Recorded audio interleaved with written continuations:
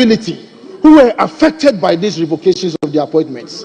And I just felt, Mr. Speaker, this is what we say, no mercy for the people. Terminator 1 is terminating everybody, including the people with disability. Mr. Speaker, when they issued out the omnibus letter, they didn't even make any exemption for lactating mothers, for pregnant women, for people with disabilities, and for people who were coming from poor and needy background. They just said, collect everybody out. Mr. Speaker, in the education sector alone, we were being told by the GES, for instance, that there are short of teachers everywhere across the country, especially in the rural areas. GES has terminated the appointment point blank. Mr. Speaker, how do you feel the classrooms? How do you feel the classrooms? Now they beat the retreats. They beat the retreat, and they are saying now you should bring your appointment letter, bring your NSS certificate, bring your license certificate. Mr. Speaker, that's an afterthought. Mr. Speaker, the pressure that came from this house is what necessitated that beating of retreats. And we will continue to give you pressure to do the right thing. Mr. Speaker, the message, I will classify it as very uninspiring, dreary, unstimulating, dry, boring, and downright underwhelming. Mr. Speaker, you compare the message on the State of the Nation to what had been done previously by His Excellency General Dankwa Akufo-Addo, both in substance and in form. It caught your attention from the beginning all the way to the end. Mr. Speaker, when Nana Addo Dankwa Akufo-Addo spoke in 2017, and Mr. Speaker, let me take you to official reports. 21st February 2017, column 1532. And Mr. Speaker, with your indulgence, I quote, it says, Mr. Speaker, certain incidents occurred during the transition period that are matters of concern to me, and they should be to every Ghanaian. Mr. Speaker, he continued and ended and said that I condemn all such conducts, and I call on all political parties, especially the New Patriotic Party and the NDC, to ensure that that is the last time such undignified acts occur during periods of transition. Unquote. Mr. Speaker, now this is a leader who has empathy. This is a leader who has empathy. A leader who felt that he has to unite this nation. A leader who felt that wrong is wrong and right is right. Not a single line was spared by His Excellency to deal with this nauseating situation. Mr. Speaker, a very good example of some of these acts. 2 or 3 weeks ago, they went and took my car from the workshop. They took my vehicle and labeled it as an assembly vehicle. It took me to call the Northern Regional Minister to tell him to find out from the DVLA who owned that vehicle. But Speaker, when some of these things happen, we don't talk because we are doing politics, but because when the tables turn, they might take your car. They might seize your vehicle. And by the special grace of God, inshallah, by 7th January 2029, we shall be sitting on the right side of the ticket. Mr. Speaker, when you listen to the President's message, there is a saying by a medical doctor or a surgeon who had gone to perform a surgery. When he came out of the theater, everybody asked him, Mr. Surgeon, how did it go? His response was that the surgery was successful, but the patient died. The surgery was successful, but the patient died. That is what they are telling us, Mr. Speaker. And that takes me straight to the issue of Dumso. Mr. Speaker, it is only under the NDC from 2011 to 2016 thereabout that Wikipedia found a new word into their vocabulary, which is Dumso. Mr. Speaker, we inherited a debt, a net debt of $2.4 billion as of December 2016. Mr. Speaker, that was not all. Specifically, Mr. Speaker, government paid $520 million energy sector debt in 2018. And in 2019, we paid $604 million. Mr. Speaker, in 2020, we paid $1 billion. Ultimately, Mr. Speaker, by the year 2023, we had paid $12.5 billion. Mr. Speaker, this was for power that we did not need but we were paying for due to capacity charges. Mr. Speaker, we need just about 3,500 megawatts. We signed agreements.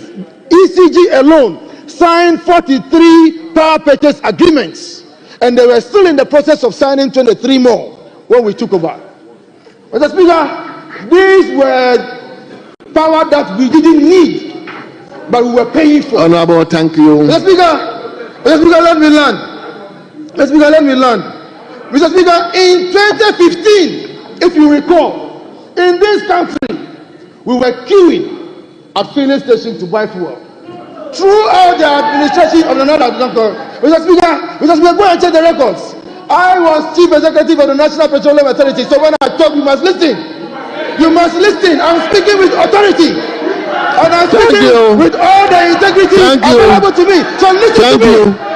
Thank you. In 2015, we were queuing to buy fuel in this country. Throughout the last years, nobody queued anywhere to buy fuel in this country. I thank you for the opportunity. I'm so grateful. Thank you so much. Hey. No, I haven't. Let me go to Eric Adam Abaya. Thank you, my lady. Yes. Mr. Speaker, thank you for the opportunity to contribute to the motion before the House, which is to thank His Excellency, the President of the Republic, for complying with Article 67 of the 1992 Constitution by delivering to this House the message of the State of the Nation's address. Let me also acknowledge His Excellency the President for giving us a true picture of the state as he met it. Indeed, Mr. Speaker, the President was expected to give us an update. He was expected to give us the true picture of the economy as he met it, and he did just that.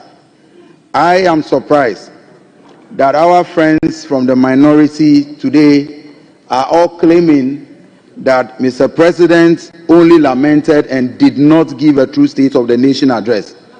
They are actually sending an invitation to His Excellency the President that if you are a medical doctor who performs a meticulous diagnosis on a patient and you report the accurate findings of your diagnosis, it means you are lamenting.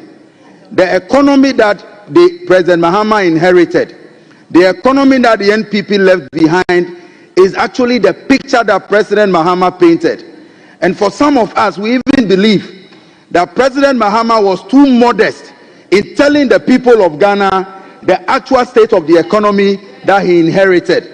Mr. Speaker, let's move into the issues of the economy. Mr. Speaker, this same economy that the NPP members and members of the minority want us to believe was a good economy.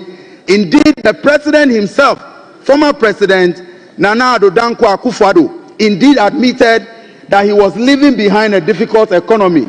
He said that in August 2023 when he said he knew he was leaving behind a difficult economy, but he expected a new leader to take us out of the challenges. If there was no challenge, why did the president then make such statement? Again, we were in this country, Mr. Speaker, when 98 conscious, courageous members of the then minority, of the then majority, And it is interesting that the 98 number at the time is far bigger than the current number that they have before this chamber. Those 98 members of the majority then took to the media, wrote a petition, asked that the Minister of Finance at the time be sacked. And the argument they made at the time was that the Minister for Finance had mismanaged the economy and that the economic situation at the time was not too good, for which reason they were demanding his dismissal. And so it is surprising, and I am flabbergasted that today this same minority will stand here to speak and defend the records of the economy that they wanted the finance minister sacked for.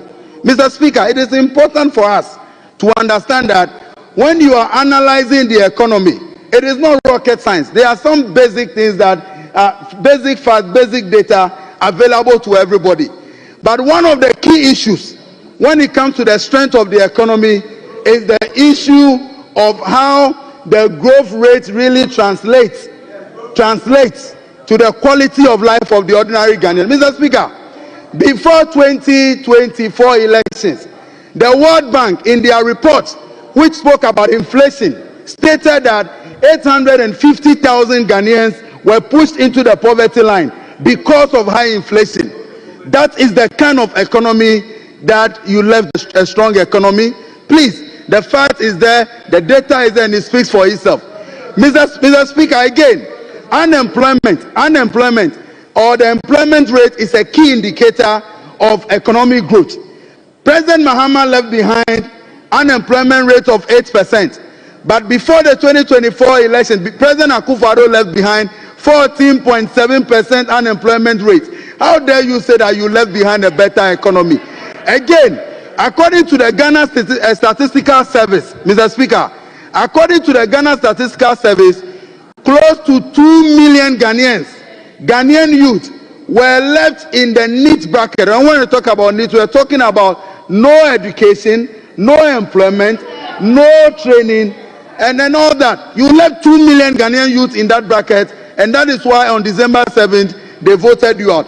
But Mr. Speaker, President Mahama did not only give us the picture of the economy that he inherited, but he also was so generous to the good people of Ghana by giving us a comprehensive plan for addressing the challenges as he met them.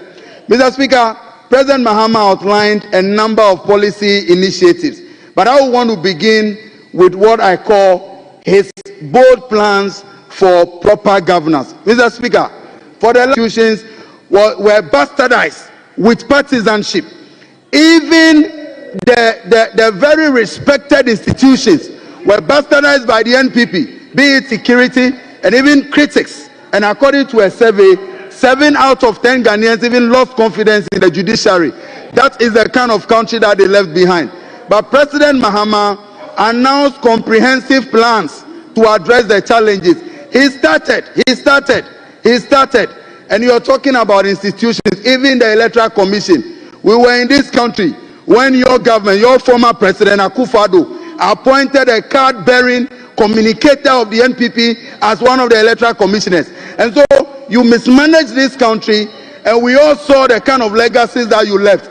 If in 2 months you are already lamenting, crying all over the place, you have a long way to go, because this is just 2 months of 16 years plus of opposition, and you're already feeling uncomfortable about the situation. Prepare for more, because you are going to remain in opposition for a long time.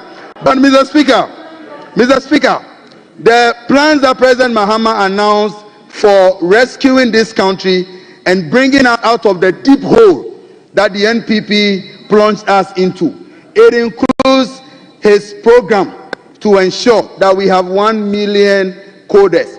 With the 1 million coders program, President Mahama and the NDC has decided that we will recruit and train 1 million young people across this country and equip them with digital skills in app development and all these other skills. Mr. Speaker, we all know that we are in Mahama.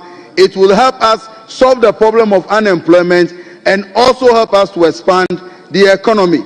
Number 2 is President Mahama's decision to ensure that 55,000 households benefit from the policy that they mock so much. But Mr. Speaker, isn't it interesting that from the very minute President Mahama finished his presentation, NPP minority kept telling us that all they saw in the document was lamentation, lamentation, lamentation.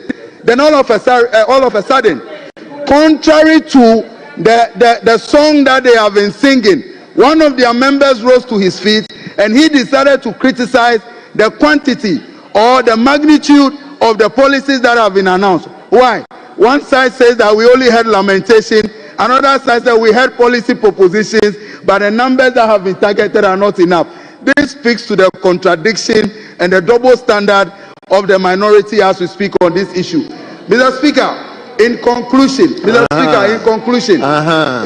know my time, Mr. Speaker, in conclusion, it is important for us to recognize that at the heart of all these policies on energy, agri, economy, and what have you, is leadership. President Mahama and the NDC have decided that as a government use the resources of this nation. I can assure Ghanaians that we will not see a government that will spend over 58 billion on a useless national cathedral project. We will not see a government that will invest in projects that will not inure to the benefit of the Ghanaian people. But we have a government that will invest in the productive sectors and give jobs to the young people of this country. Thank you, Mr. Speaker. Thank you. Let me now turn to Honorable Asafoje. That's the last round of contributors. Thank you. Already five people have debated. No.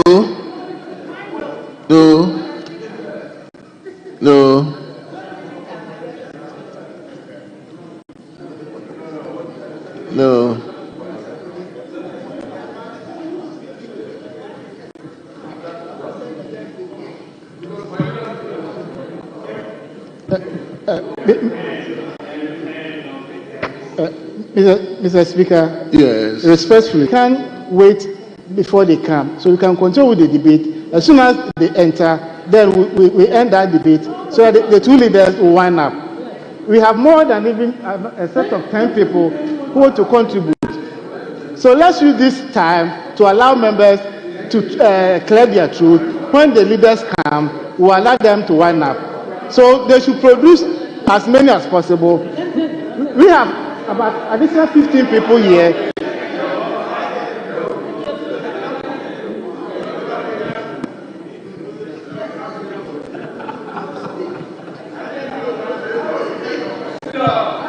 Honorable members, Honorable Champon, you know, the beauty of the game is to lay your truths bare to everybody. At the pre-sitting meeting, we said 5-5. Then I'm coming, 5-5, then the leaders will conclude. Then later on, the minority pushed that we should make them 6-6. So it's the 6-6 that we've adopted. Then after the 6-6, the leaders will conclude. Now we've had 5-5. So that's why I'm saying we are taking the last round of only that probably after 5-5, I'll give the independent member some 5 minutes to also talk. So that is my own discretion. No, Mr. Speaker, you are right. We did agree on 6-6. Yes. But as I said, even after the 6-6 plus that of the independent candidate or a member of parliament, we don't have any other activity than to wait for the selection committee to present their report. So in that space, we'll be looking up to the leadership. They have fought. Mr. Speaker, I am in charge. That's why I'm pleading with you. If you allow us to add at least 4-4. 4-4? Yes. By that time, the committee might have finished its work, present their report so that the leaders can also wind up. Because we can't suspend the House. So let's keep members here, give them opportunity to debate, so that we wait for the committee's report, so that members will participate in that report. Thank you very much, Mr. Speaker. Honorable Jerry. Mr. Speaker. Honorable Jerry, let me I'll come to you. Let me listen to Honorable Samson. Thank you very much, Mr. Speaker. Mr. Speaker, I think you are doing very, very well. And when the Chief Whip was making the application, I saw you nodding to his request, which means you are going to agree that we should provide additional 4 to also contribute. And I can see Jerry is ready with his troops. We are ready. We have more than enough members. We can produce 10 additional members to speak. Where are your people? If you are ready, let's agree to additional 5. Mr. Speaker, kindly agree to this harmless request so that many members can contribute to this special important State of the Nation address delivered by His Excellency, the President of the Republic. Mr. Speaker, please, I know you to be a kind person. I know you that you want to encourage many people to clear their throats. And this is the opportunity for new members to clear their throats. So allow members to clear their throat by agreeing to additional 5 so that many MPs can contribute to this important statement. Mr. Speaker, by nodding to the request, I want to thank you for agreeing to our request. And I will say God bless you for agreeing to us. Thank you very much. Yes, let me listen to Honorable Jerry. Yes, Speaker, I thought that Honorable Ahi was going to talk about the fact that they have quality materials and their concentration was on quality and not quantity. Mr. Speaker, we have quality materials. I said it. Please resume your seat. Please resume your seat. Why? Quality material is not unparliamentary. Honorable Ahi, quality material is not unparliamentary. You are looking at quantity. Honorable Ahi, you are looking at quantity. We are looking at quality. I stand here. It can be up to you.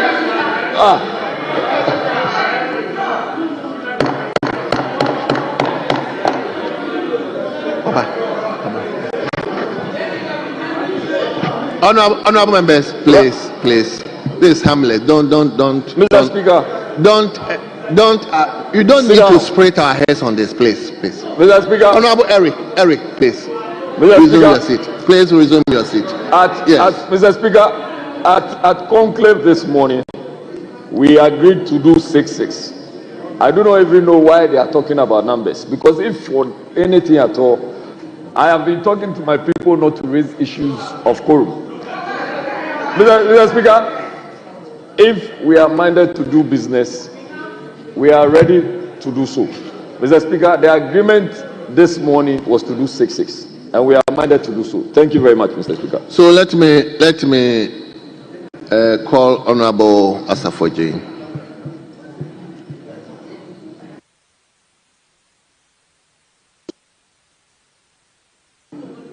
Thank you, Mr. Speaker.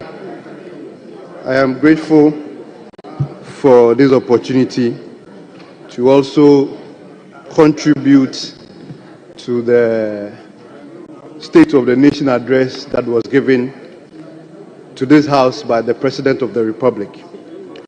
Speaker, like we all know, Article 67 is clear that it must be a State of the Nation address, not a State of Manifesto address.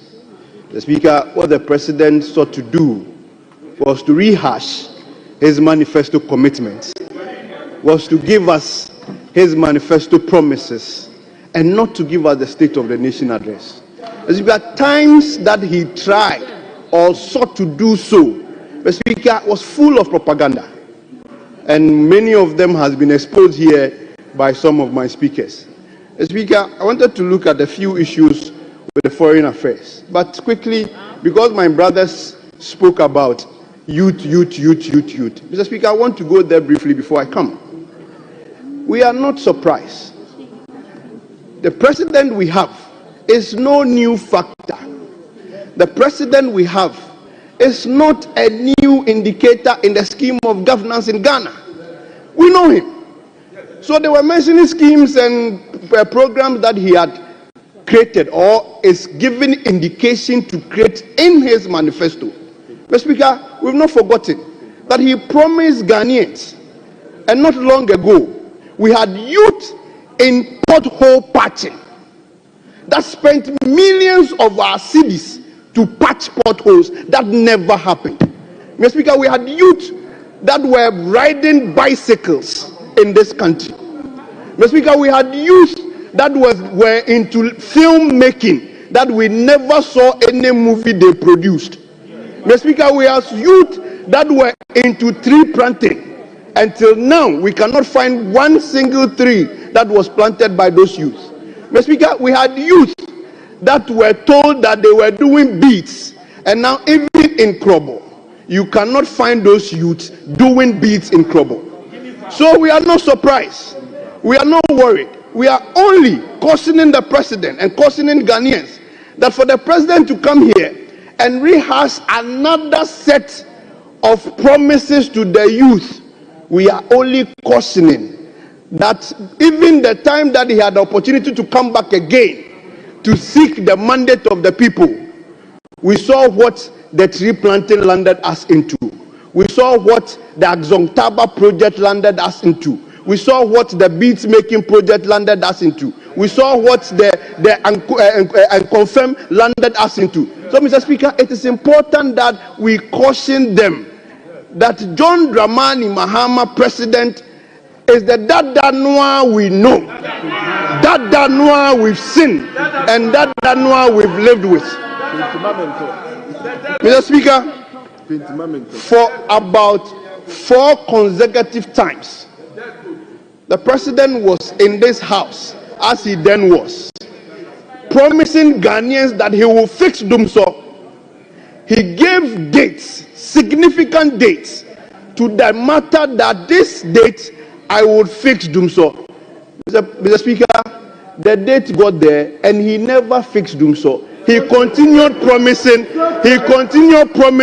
and promising until he himself was tired of promising and came to tell us in this house that he will never promise again after promising. So if the president today is telling us that he will fix the economy like he fixed Dumso, Mr. Speaker, some of us, we are scared because he never fixed that economy.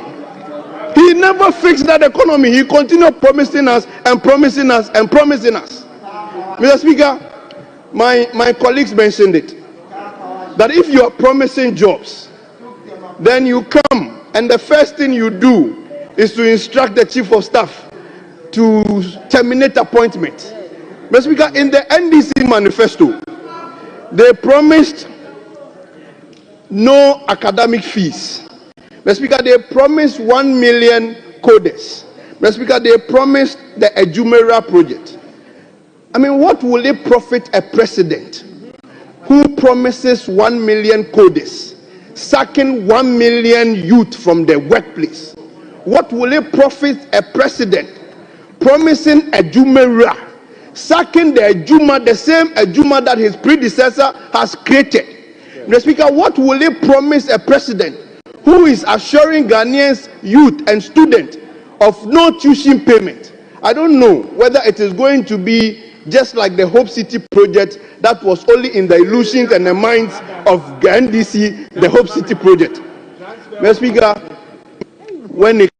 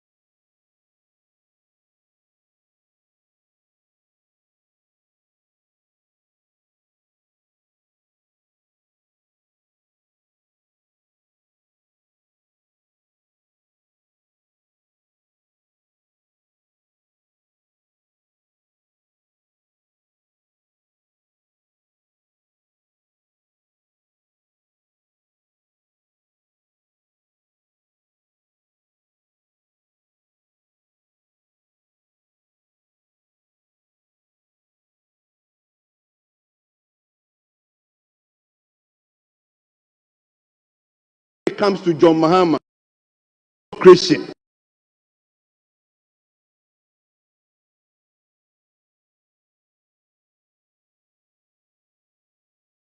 Set the stage for printing and clearing all those backlogs.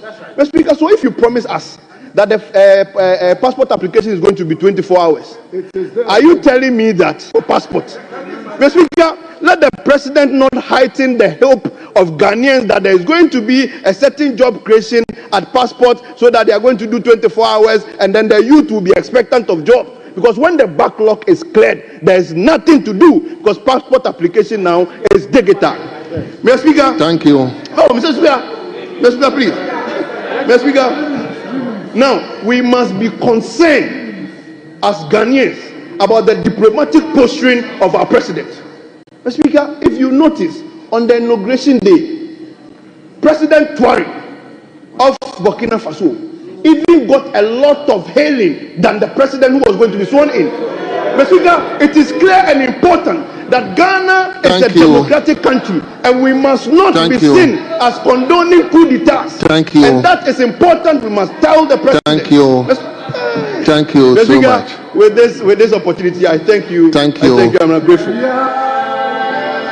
Let me take what?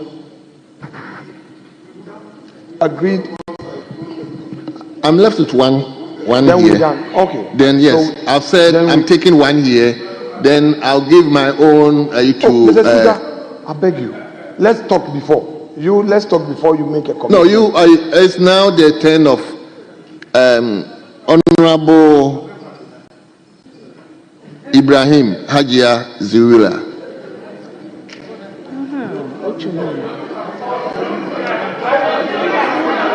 Thank you. Honorable, you have 10 minutes. Thank you very much, Mr. Speaker, for the opportunity to contribute to the motion on the floor. Mr. Speaker, on Thursday, 27th February 2025, His Excellency President John Dramani Mahama responded to a constitutional edit, Article 67 of the Constitution, that requests the President at the beginning of each session of Parliament. Leader, I'm not here. Honorable, hold on. I'm not doing things by my own way. I'm just handed by with this list. 6. That's what I'm doing, and I'm taking the last one. Yes, Honorable. Thank you, Mr. Speaker. And before a dissolution of Parliament, deliver to Parliament a message on the state of the nation. Mr. Speaker, the operative words in Article 67 are message and state. Mr. Speaker, we'll do a bit of semantics here and look at what does the word message mean. And Mr. Speaker, the Oxford Dictionary tells us that message means verbal, written, or recorded communication. State, what does the dictionary say? It says the particular condition that someone or something is in at a specific time. At a specific time, my emphasis. Mr. Speaker, I've listened to my colleagues on the other side, and they have tried vainly to suggest that His Excellency President John Dramani Mahama came to Parliament to lament. I don't see where the word lamentation sits in the definition of state. His Excellency the President came here to this house to tell us the state of this nation when he took power on 7 January 2025. the state of the nation is what the president came to tell us. He did not lament. He told us what he inherited. And indeed, the same constitution, Article 67, enjoins the outgoing president to present the state of the nation to this parliament before leaving office. And His Excellency came here on 3rd January and presented his state of the economy before he left. Mr. Speaker, President Mahama did not indulge in lamentation. And in any case, Mr. Speaker, if President Mahama lamented, I would choose lamentation any day over lies and policy deception. I will choose lamentation any day over lies and policy deception. And Mr. Speaker, I hold in my hand the State of the Nation address delivered to this August House on Tuesday, 9th March 2021 by President Akufo-Addo. And Mr. Speaker, on page 26 of this address, and with your leave, I shall read. It says in paragraph 4 that, and I quote, "What's that of Yeji? Whilst that of Yeji, Makang 7 landing ports have been constructed in this country." Mr. Speaker, I sat in the chamber and I wondered whether I was indeed the member of parliament for Salaga South constituency, where Makango is situated. I made a call to Salaga and I asked my boys, go to Makango and find out whether there's any construction going on, a port construction. And there was zero. Mr. Speaker, that amounted to policy deception. And I would choose lamentation any day over policy deception. Mr. Speaker, I filed a question to the Transport Minister and to ask why they captured in the State of the Nation address that the Makango port was 46% complete.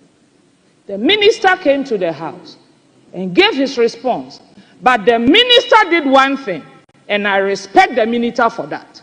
When I challenged his response, he sent a team from the Transport Ministry to Makango, and there was nothing. Mr. Speaker, this is policy deception. And so if we lament, we are telling Ghanaians what the situation is. Mr. Speaker, with your leave, I want my colleagues on the other side to know that they labor in vain. They labor in vain, and I'll urge them to go and read Modern Ghana, a news report on Modern Ghana, Friday, 7th February to March 20.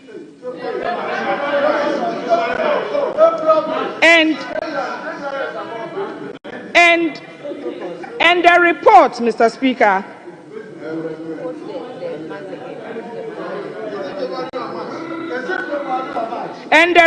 Mr. Speaker, simply credits Professor Stephen Adai, a staunch and senior member of the New Patriotic Party.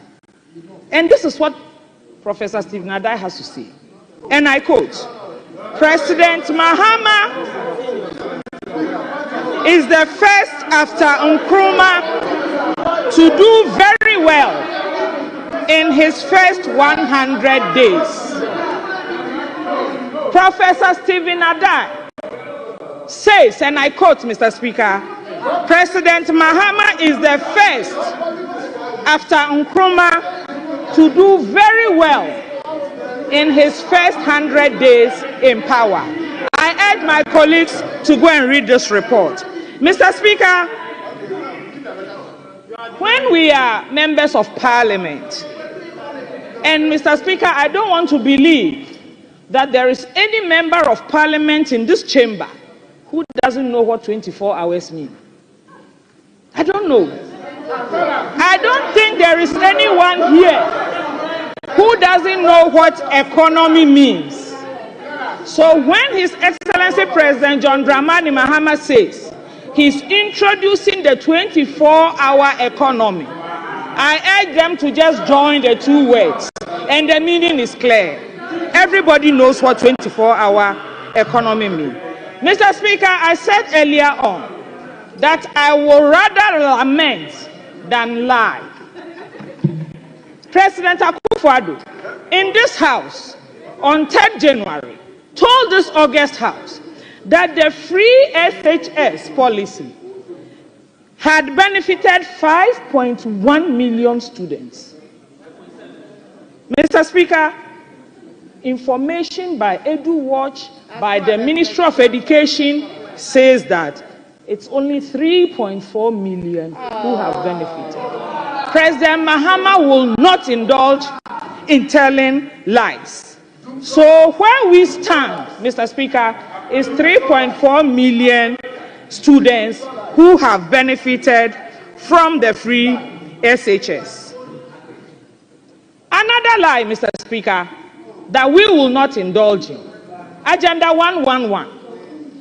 When the president comes here... Honorable member, hold on. Who is lying? Is President Mahama or who? President Akufo-Addo. Please, He's a liar. Honorable, he lied to this House. Honorable this Ibrahim, please, let's. He's a former president. Please, use another word instead of lie, please. Falsehood. He engaged in falsehood. Honorable, are you listening to me? Yeah, I'm listening to you, Mr. Please, Speaker. I'm saying use another word instead of lie. Falsehood. He peddled falsehood. And the falsehood was that 3 of the Agenda 111 hospitals had been completed. Even my colleague here, when he debated, only mentioned one, which is not in use. And that is exactly what President Mahama said. Your time is up anyway. He said only one has Your been time completed. is up anyway. Thank you very much. Thank you. Thank you very much, Mr. Speaker, for the opportunity. Thank you so much. Honorable members, now today we've taken 6-6. No. Honorable, no. Respectfully, no. Today we've taken 6-6. No side has taken 7. Please, I am here. Let's mention the names to you. From minority side, started with Honorable Senyako. After Senyako, Honorable Ayiwa Free. After Honorable Ayiwa Free, Honorable Mavis and Cancer Bodu. Then we came to Daniel Nana Addo Kenneth. Then we came to, instead of Honorable Yusuf Mustafa, then he wasn't around, so Honorable Tampuli took that opportunity. Then finally, Honorable Asafo took the floor. So we had 6. Then from the majority side, we started with Honorable Alasan Suhini. We came to Honorable Rita Na Adoli.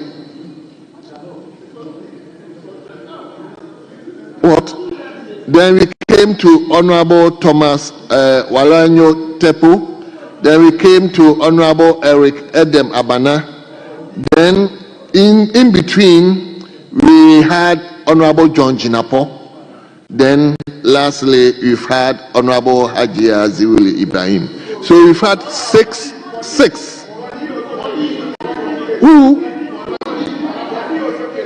Who's Bondi?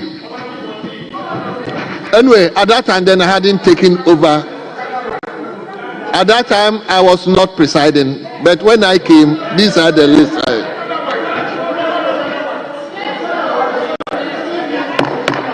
Honorable members, what I'm saying is, when I came, these are the lists I have worked with.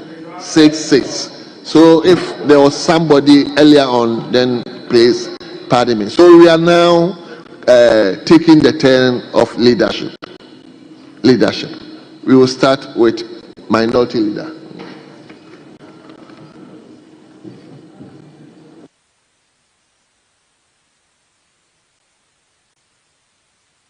Leadership, they are taking, is it 30 minutes? Honorable members, leadership, leaders 30 minutes, 30 minutes.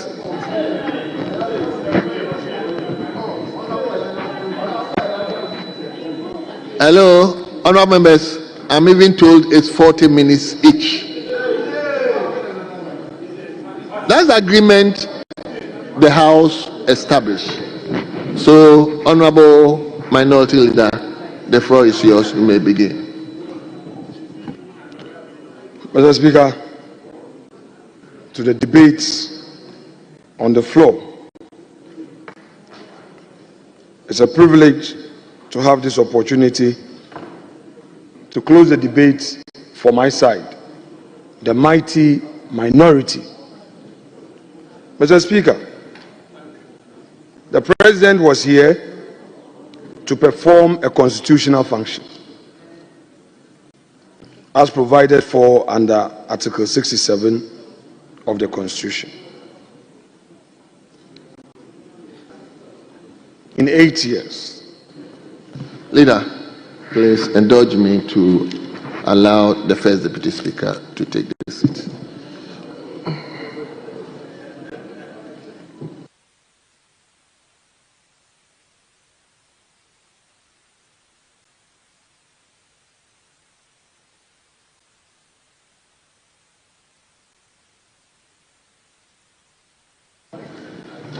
Honourable Minority Leader, please continue. Mr. Speaker, the President failed to acknowledge the work done by the previous administration in the past 8 years. Mr. Speaker, when he came to the House, lamentation. But this was not new. This is how we've known to deliver to us a message on the state of the nation. Even when he was paying to 2012, he was a vice president. When Professor Mills left, he succeeded him. Yet when he won the 2012 elections and he came into this house, he came here to lament about the state of the economy. 4 years preceding his new administration.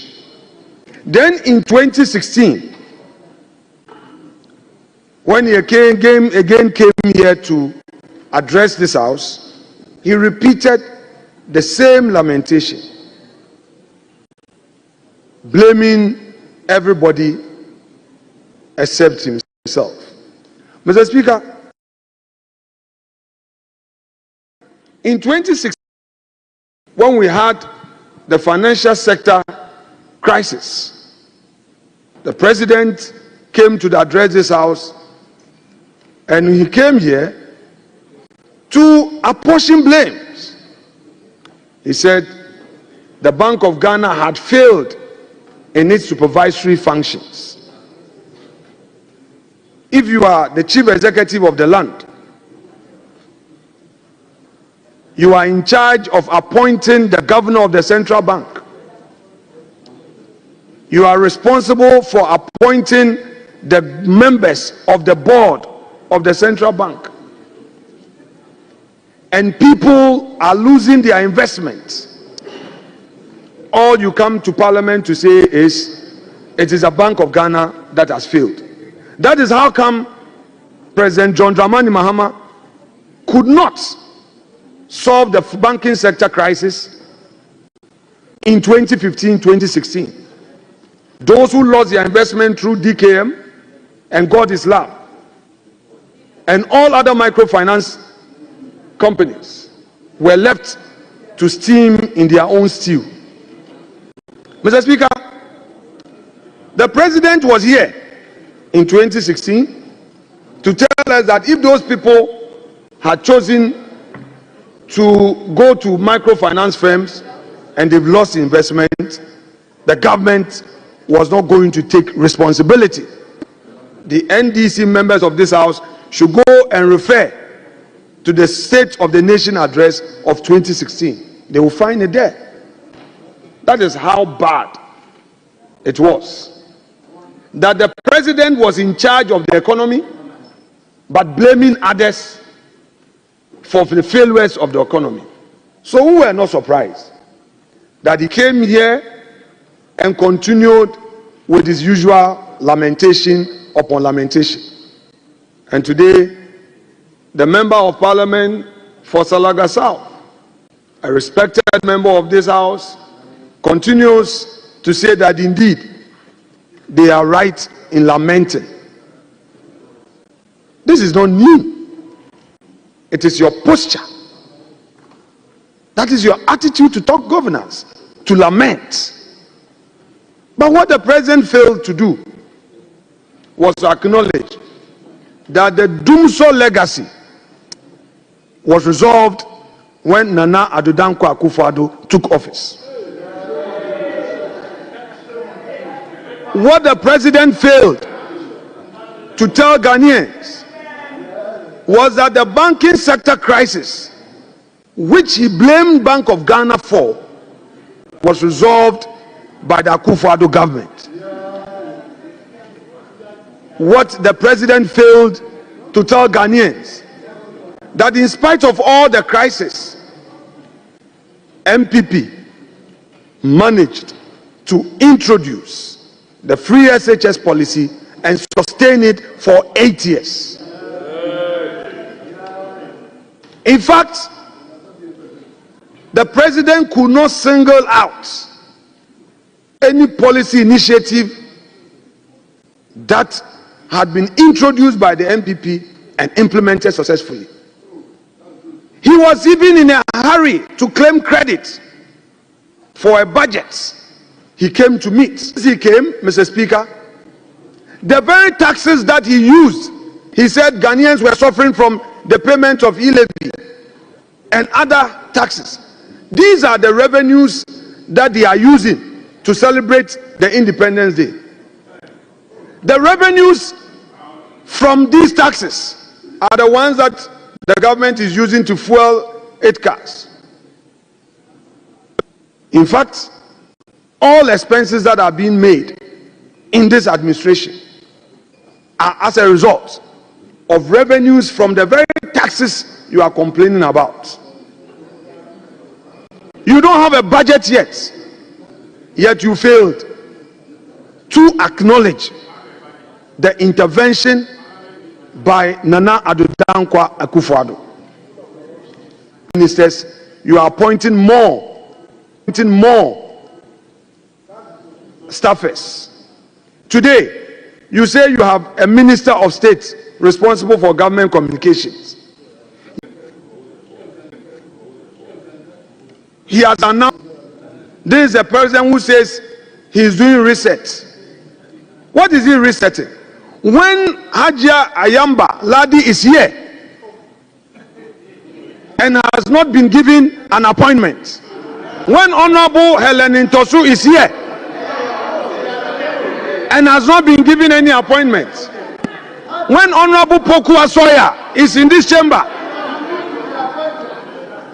when the Okankwe North MP is here and you are doing 10%, creating the impression that you don't have the women.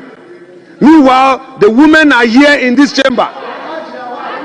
How do you appoint only 10% women into cabinet?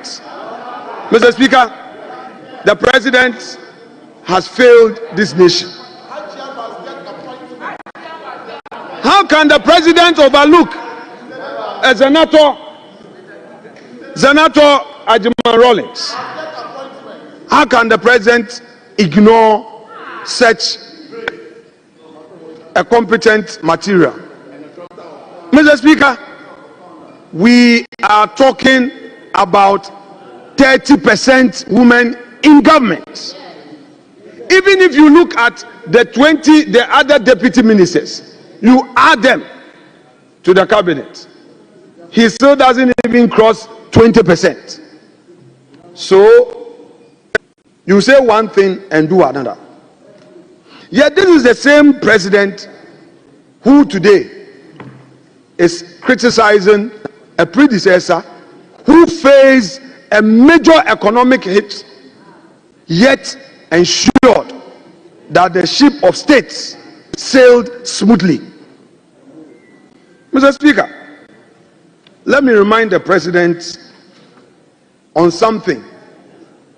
Mr. Speaker, when President Mills of blessed memory came into office, with the president as the chair of the economic management team, they promised the fisher folks, my people along the coast, from the western region to Volta region, they promised them a landing beach site.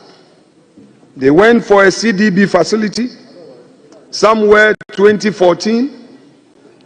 They later came to do what we call capping. They failed to construct a single landing beach facility. Nana Akufo-Addo came into office, listening and responding to the cry of the fisher folks. The landing beach projects were initiated. A facility was brought to Parliament. Parliament approved it.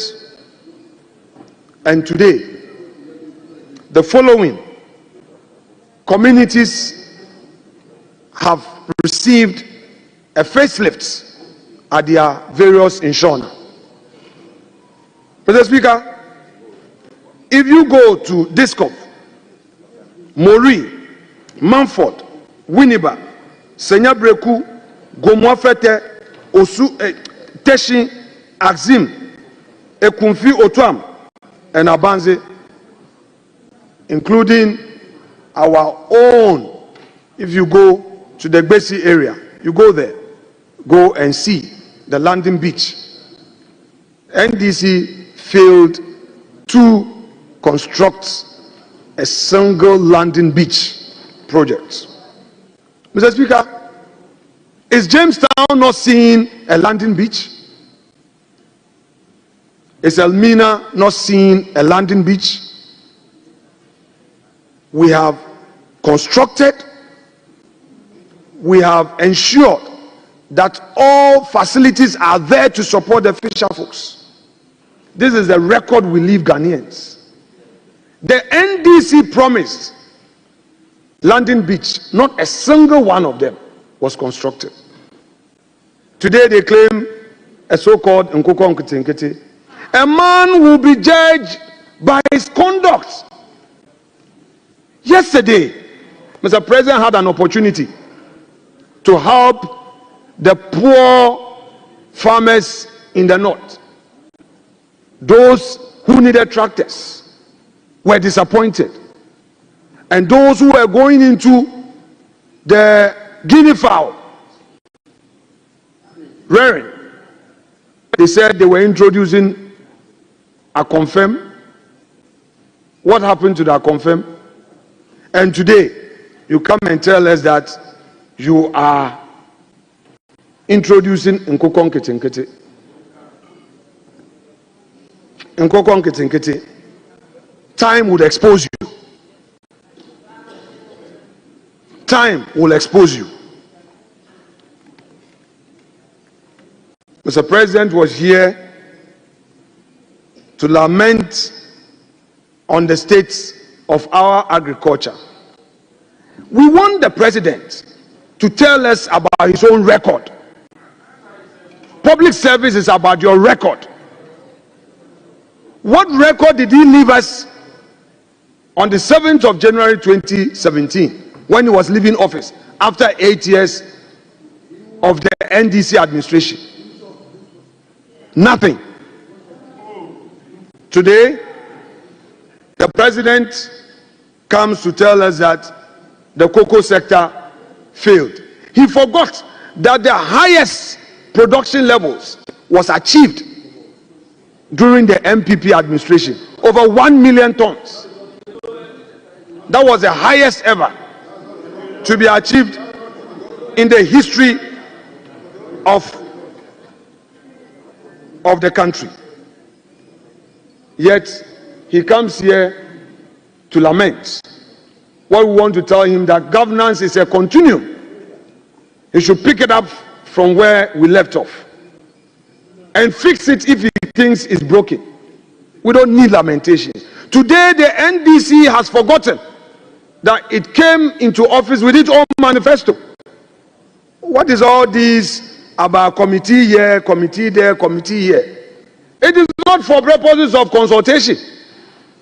They are only doing this to disown their own initiatives because they are not sure of their initiatives. When Akufo-Addo came into office, the first thing he did was the free SHS. He implemented it without any delay. What are they waiting for? This their so-called 24-hour economy is being defined variously by many people. Some of their people have not even read it. They don't know. They say 24-hour economy. 24-hour economy. What is 24-hour economy? Mr. Speaker, before the president came into this house, he was aware that his own party youth had besieged the party headquarters, asking for jobs, demanding for jobs. So far, they are failing. What they are rather doing is to worsen the plight of the ordinary Ghanaian youth. What is the gain in terminating appointment of innocent Ghanaians who have been employed into various state institutions? Today, all we hear is sack them, sack them, sack them.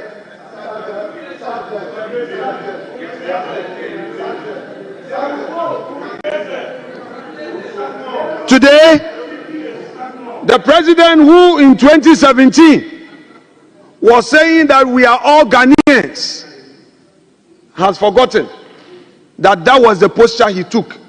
Today, he's being more partisan than being a Ghanaian. So you hear his members saying that we'll replace them with our party people. Replace them with our party people.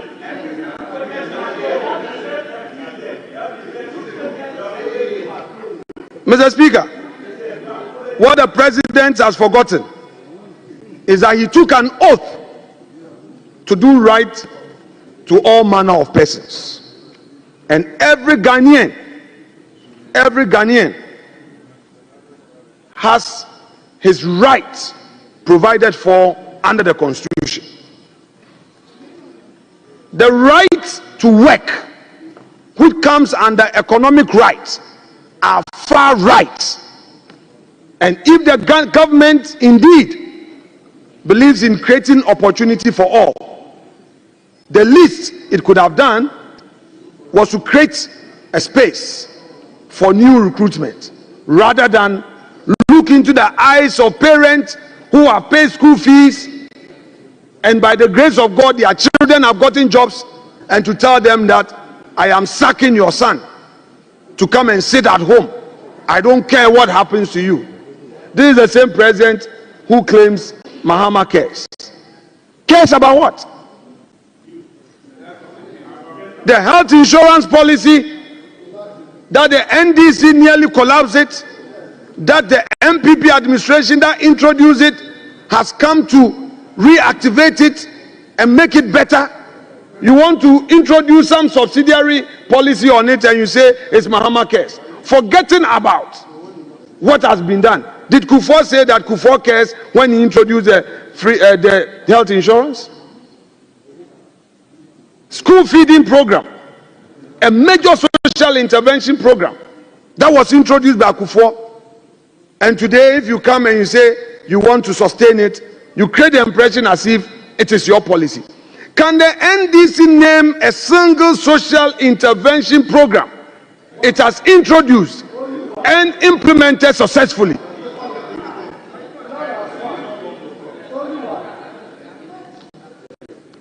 We tired of the promises, the double standards, the lamentations, and the hypocrisy.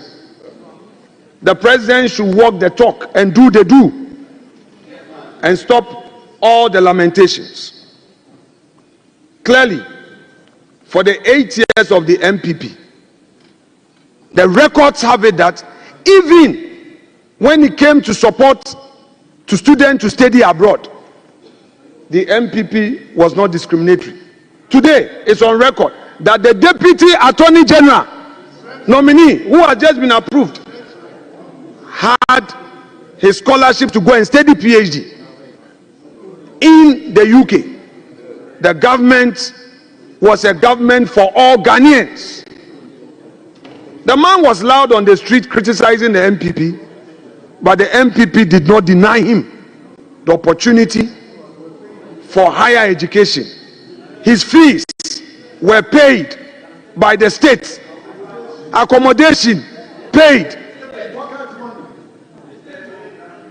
living expenses paid for 4 years. That is what the state did. So it was not a period of discrimination. Mr. Speaker, the government was boasting that it had paid some coupons that matured. From which money? Has this government introduced any tax policy? So why the mischief? Why the deceit? These were monies that they had come to meet, so they should not deceive Ghanaians.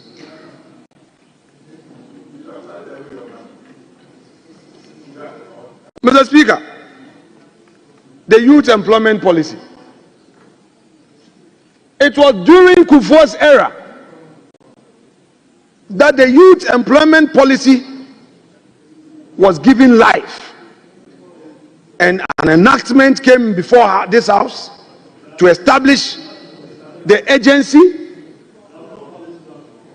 And when the agency came into being, many of our youth on the streets gained employment.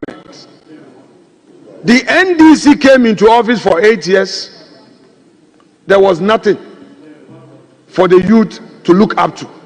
They couldn't sustain it. Nana Addo Dankwa Akufo-Addo came into office and introduced additional policies to create space for a lot of our youths. The records are there. They have now come in. The very infrastructure that they came to meet is what they are relying on. Nothing new.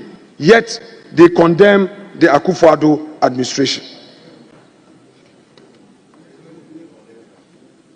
They claim that after elections, you don't need to make appointments. May I remind the president? May I remind our colleague Felix Ofosu-Kwakye, who in 2016 was all over saying that a government's term ends the day it hands over to a new government. Therefore, they were right in appointing a Shraj boss. They were right in appointing an Auditor General. They were right in appointing an NCCE chairperson. Have they forgotten the inconsistencies of their own principles? Will continue to haunt them. Mr. Speaker, we in the MPP believe that in the minimum we laid a solid foundation amidst all the economic turbulence, and we handed over a nation peaceful with the borders secured to the John Dramani Mahama administration. It is for them to hold on to these and make it even better. So far, Mr. Speaker, it is clear that they have nothing useful to add. It's so clear that they have nothing useful to add. All we hear these days is political persecution in the guise of political accountability. Is that what we voted for them for? When the president was here, he reduced the SONA into going into gallery saying that some people are running away from the jurisdiction and saying all manner of things. That is not what we expected of him. But in the coming days, we shall see how transparent this NDC administration is going to be. We shall see how accountable this NDC administration is going to be. Already, we hear they've started their own internal fight. It's up to them. It's up to them. It's up to them. Even the appointment they are making so far is like wait for Baku, Mr. for Baku, wait for Baku, Mr. for Baku. Already they are rendering the president a lame duck already. It is obvious the way the appointment is going. We can see you have to align before you are considered. It is obvious. It is obvious. All the talent, the prominent talent in this chamber, because they have no godfather, they are not being considered. The independent members of parliament who align with the NDC majority, not a single one of them has been considered. Not a single one of them has been considered. Bonnie Bay. Bonnie Bay.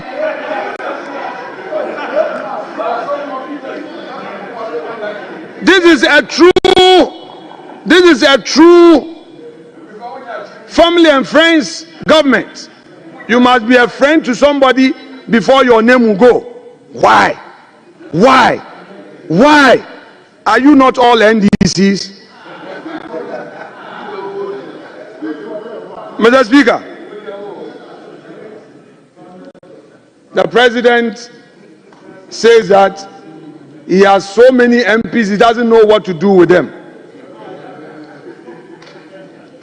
It is a reason why so many of them are also not entering this chamber. Because he's rendered them redundant. He has rendered them redundant. There is huge frustration. And he couldn't come into this chamber to assure Parliament that the members of the majority side, we are not talking about us, you, your side. He couldn't assure even the majority of constructive engagement for the purposes of governance. Many are desperate. You see them, they don't know where they are going. Are you going to be on a board? I don't know. Are you going to be a deputy minister? I don't know. Mr. Speaker, how should the MPs go and account to their people? Mr. Speaker, this government offers no hope to its own members. If a member of parliament who is part of a 24-hour economy does not know when resources will come for the constituents, what about the ordinary member of the community? What about the foot soldier? This is the state of hopelessness. Ghana for Atuabe Nuomuho. Mr. Speaker, I can only assure Ghanaians that truly, for all we did in terms of social intervention programs, for which they can attest to, they should be assured that 2028 is not far away from today. The ravening clouds shall not long be victorious. They shall not long possess the skies. A day of hope is on its way. And a better government, a government that understood their plight, will come again and to resolve their challenges. Mr. Speaker, without more arrest.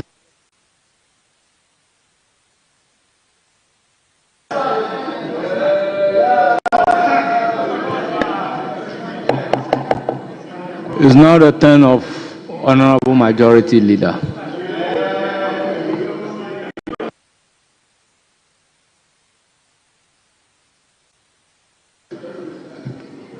Mr. Social media post. What did I read? Professor Stephen Adai, who I recall was very critical of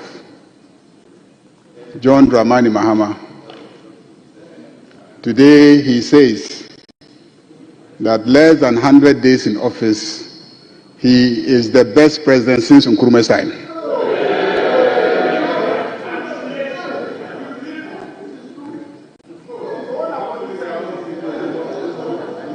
So hope is coming.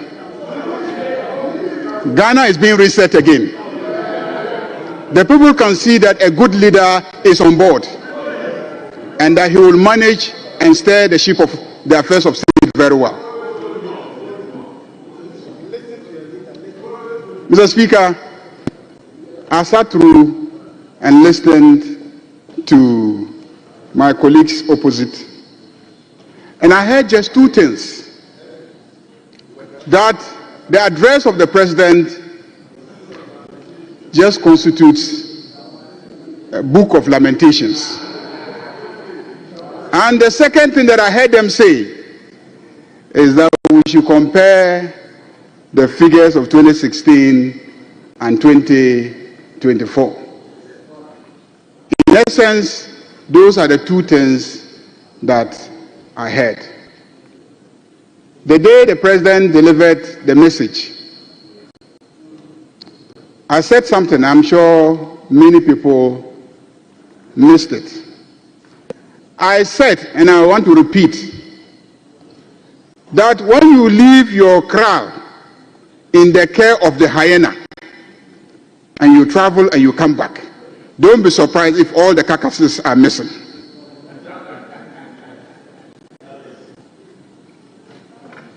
And when that happens, you have nothing to do but to lament. MDC handed over Ghana to the NPP for 8 years. 8 years down the line, when we came back, what did we see? A country broken on all fronts. A country broken on all fronts. Mr. Speaker, the president gave us the statistics. But even before the president came here and gave us the statistics, these statistics were known to ordinary Ghanaians before the elections. And my friends opposite have forgotten that they were warned about these statistics and the implications of these statistics on their electoral fortunes before elections. So let me repeat what the Afrobarometer report before election said about your government. 77% of Ghanaians said that corruption had increased significantly in 2024. This was Afrobarometer, not John Mahama saying. Indeed, Mr. Speaker, analysts put it that we were losing close to $3 billion to corruption, even though we had gone to the IMF for a bailout that was equally $3 billion.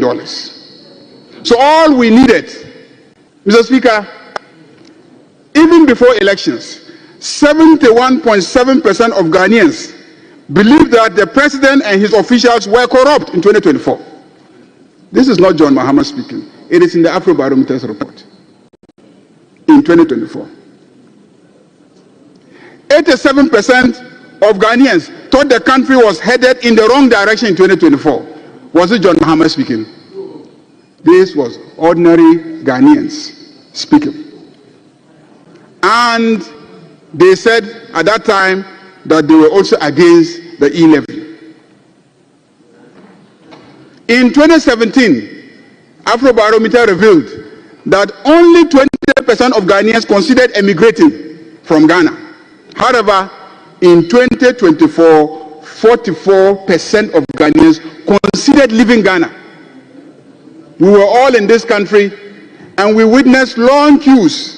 If you drove around any embassy in Ghana, you saw long queues of young Ghanaians, highly talented and educated, who were doing everything they could to leave the country. Mr. Speaker, in 2022, 68.6% of Ghanaians rated the country's economic condition as very, very bad. 50% of Ghanaians were unemployed despite actively searching for work. This was as far back as 2022, and it worsened in 2024. They believed that democracy was not working for them. So, Speaker, these are the statistics even before John Dramani Mahama came here to brief us on the state of the nation. Mr. Speaker, let's get to the economy. In 2016, when John Dramani Mahama was leaving office, $1 was to 4 Ghana cedis. 2024, $1 to 15 Ghana cedis. Some days it even went beyond that. And the cedi had depreciated by over 250%. So, Speaker, these are the statistics. Why would President John Dramani Mahama not lament? If you go and read biblical history and understand what the book of Lamentations is, you will understand the need to lament. The book of Lamentation is a collection of poems lamenting over the destruction of Jerusalem. That is what the book of Lamentation is. So when John Dramani Mahama hands over the country to you, and in 8 years he comes and sees a near total collapse of because the city has collapsed. We will lament because the cocoa sector has collapsed. We will lament because STC, all those state institutions have collapsed. We will lament because every single state institution is registering a negative growth. Every state institution is highly indebted. When you meet a country in such a condition, why won't you lament? Will it not be right to lament? Mr. Speaker, so there is every basis for us to lament. Mr. Speaker, I heard colleagues opposite talk about the size of government. Let's get back to the statistics. Mr. Speaker, at one point, the MPP government had over 125 ministers. Indeed, 126. And it came down to 86. Mr. Speaker, we are talking about presidential staffers. I recall the reports that came to this house of presidential staffers. In 2021, the presidential staffers were 934. The report came to this house. 934. So far, President John Dramani Mahama has appointed only 30 presidential staffers and advisors. 30 presidential staffers and advisors. Mr. Speaker, let's just go down memory lane and recall the budget allocations to Office of Government Machinery. In 2017, Office of Government Machinery took 1.5 billion Ghana cedis. In 2018, 1.4 billion Ghana cedis. In 2019, 2.8 billion Ghana cedis. In 2020, 2.9 billion Ghana cedis. In 2021, 2.2 billion Ghana cedis. In 2022, 2.7 billion Ghana cedis. Mr. Speaker, last year, 2024, 1.8 billion Ghana cedis. That is your track record when it comes to appointments, to government expenditure on itself. That is how frightening the figures look. But John Dramani Mahama has assured Ghanaians that fiscal prudence is going to guide him. The resources of Ghanaians will be put to better use, and he has started demonstrating it. He has given us a lean government. He has given us a lean presidential staffers number. And just yesterday, he gave us a lean celebration of the independence anniversary.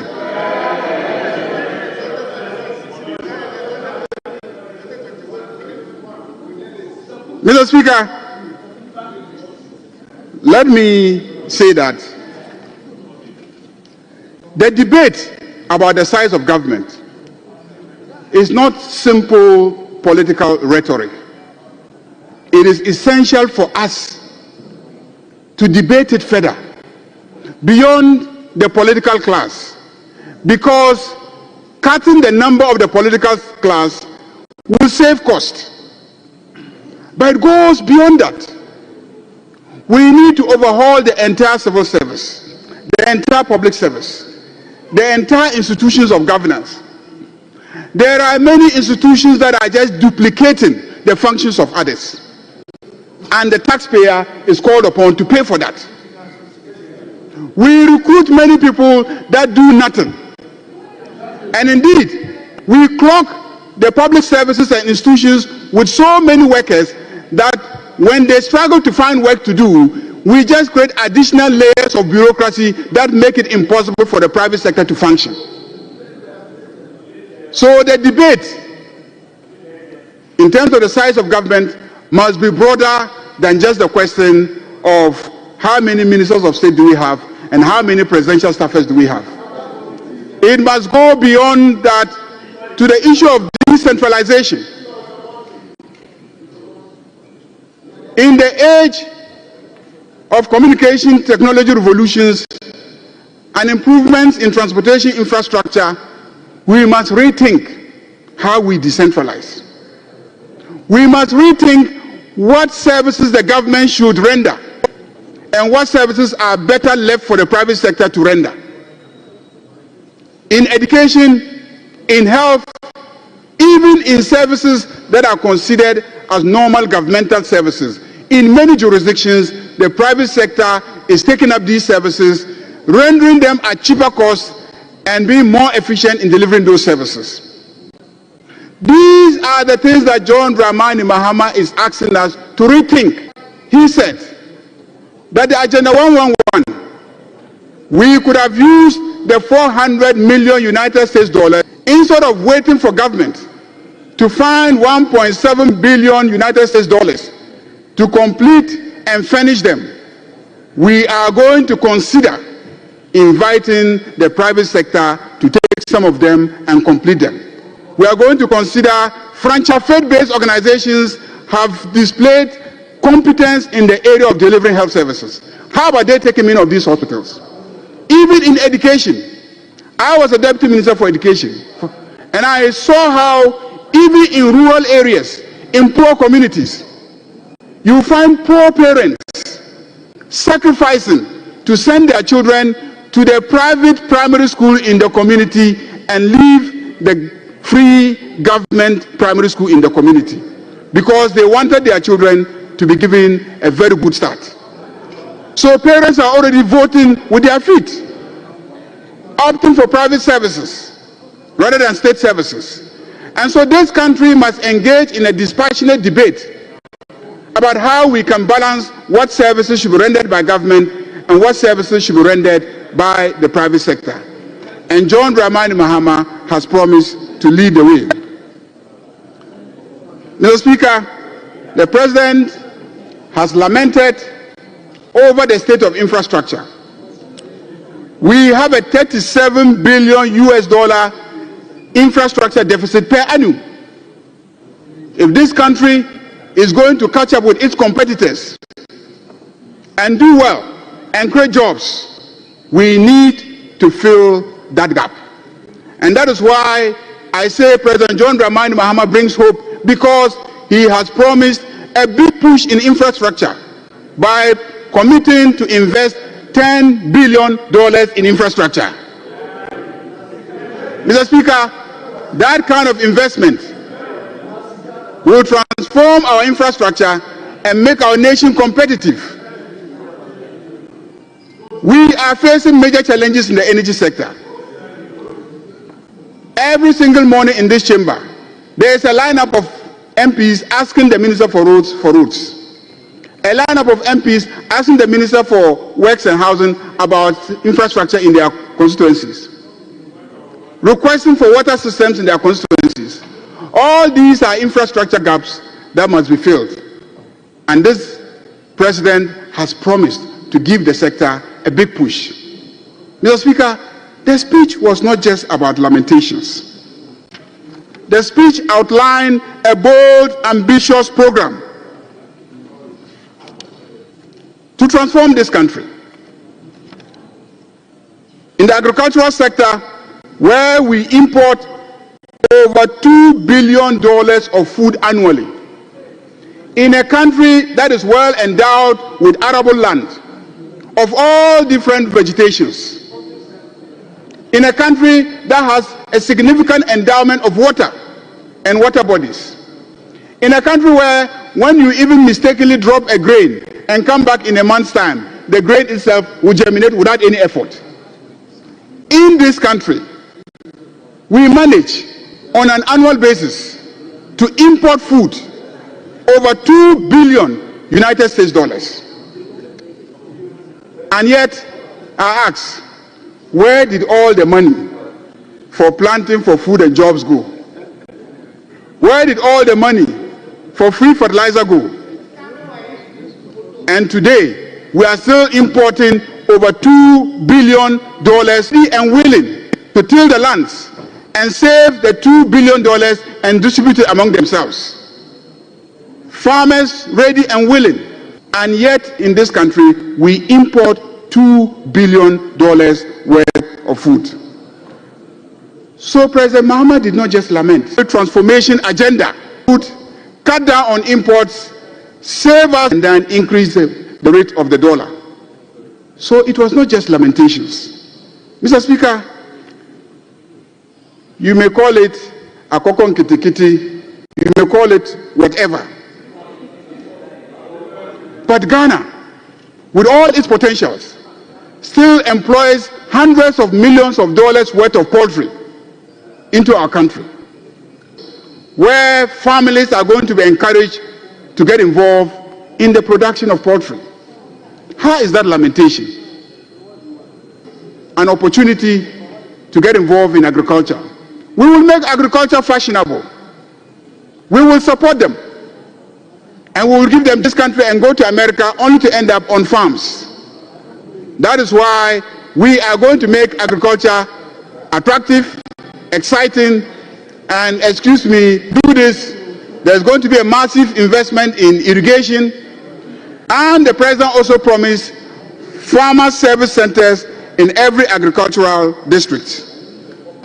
He gave us a program to unlock Ghana's blue economy, subsidize premixed fuel supply, stop illegal fishing in our waters, and support for fishermen. Mr. Speaker, this is what His Excellency the President presented to us. It wasn't just lamentations. It was an account of how bad our country has become. And then his program for... And Professor Stephen Adar has already seen it. He has already proclaimed that the Savior, the Redeemer, the Messiah has come back. And that Ghana will work again. That he will reset Ghana. He will rescue the city. He will arrest the dollar. Unlike those who attempted to arrest the dollar, we couldn't find the dollar. Mr. Speaker, the president gave us a clear program in the transport, and he committed to legalize Okada. Mr. Speaker, I am told that the Minister for Transport went to Rwanda to study the workings of Okada.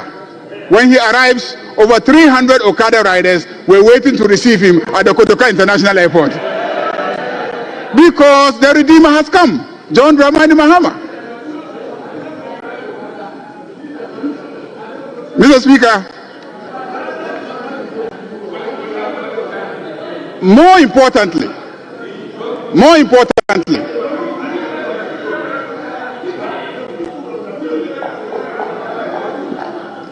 Mr. Speaker, honorable members, let's have some order. More importantly, honorable members, order. Honorable members, order. Mr. Speaker, more importantly, where it matters most is a change in our leadership paradigm. That is where it matters most. This country's problem is leadership. Leadership. And that is where President John Dramani Mahama has promised a major paradigm shift. A government that will promote consensus building. Mr. Speaker, even before the budget,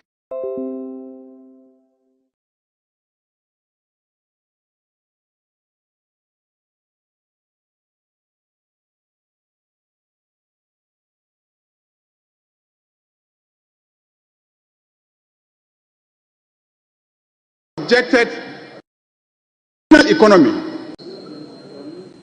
Mr. Speaker, the major paradigm shift in governance is what is needed. And I believe that in the last 100 days, even people like Professor Adai Mensah, Stephen Adai has noticed a significant paradigm shift in governance in this country. No one was as critical of John Dramani Mahama as the professor. But in 100 days, he says that no one apart from Nkrumah surpasses the record and performance of John Dramani Mahama in the last 100 days.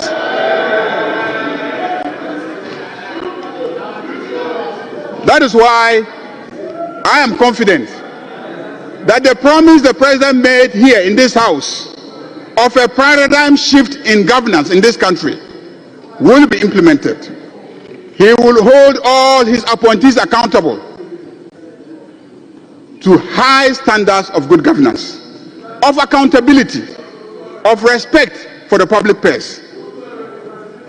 Mr. Speaker, the burden then shifts to we who are here in Parliament. And I want to draw your attention to the communique that was issued after the National Economic Dialogue. In that communique, they singled out Parliament as the institution that must build its capacity to supervise the state-owned institutions. Mr. Speaker, I can assure you that today the committees will be set up. Today, the committees will be set up. Mr. Speaker, all said and done, I want to conclude on this note that the countries that have been able to pull themselves out of the kind of crisis that we find ourselves have not just done that through fine national policies and programs. One key element that has been present in the rescuing of these nations has been the role of national mobilization. Mr. Speaker, where we find ourselves, we need a total national mobilization. We need to mobilize all available human resources. We need to mobilize all skills, all expertise, and every labor that is available. This is what we need to do. And we need to rally every financial resource to be able to develop our infrastructure, industrialize, and implement social programs that will make the lives of our people better.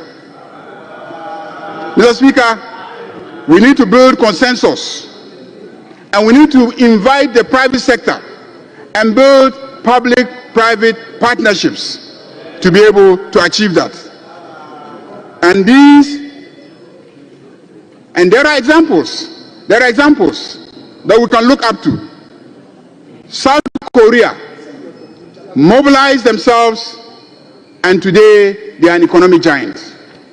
Singapore, similarly, mobilized themselves, and today they are a giant economy.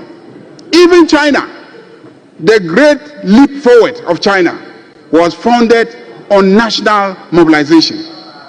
So, Mr. Speaker, we need to build consensus, we need to work together, and we need to mobilize every resource to be able to pull ourselves out of the condition that we find our economy today. And I extend an invitation to our friends not to boycott the effort, not to run away from the effort, not to impede the effort. Mr. Speaker, I haven't covered all the areas. We haven't even looked at the environment and what happened to the environment. We haven't even discussed Galamsey. But Mr. Speaker, I call on colleagues on the other side to join us in the coming days when the budget is presented so that we can start resetting Ghana. I am confident, Mr. Speaker, that the message that His Excellency the President provided to Ghanaians adequately reflects exactly what the condition of Ghana is today. I am confident that given where we find ourselves, it is perfectly legitimate to lament. Honourable members, the Speaker will take the chair.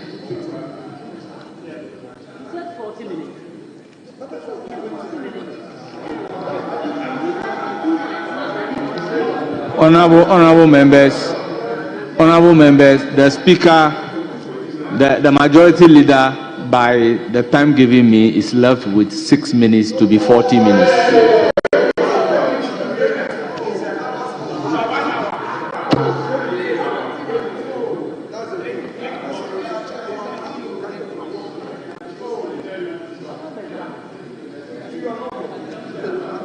You can leave.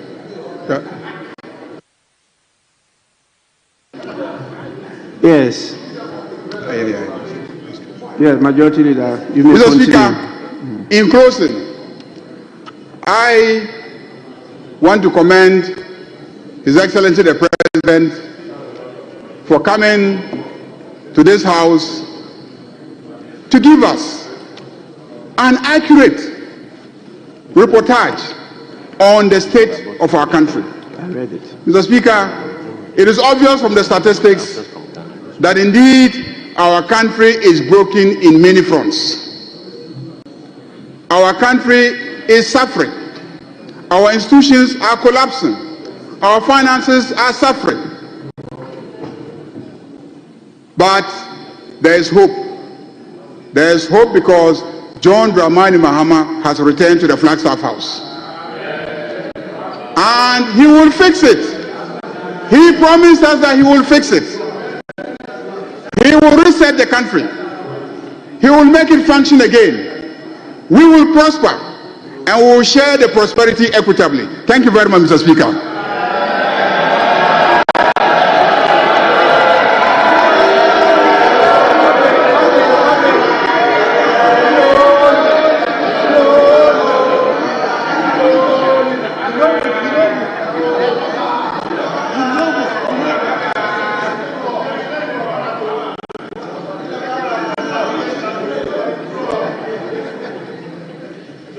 Honourable members,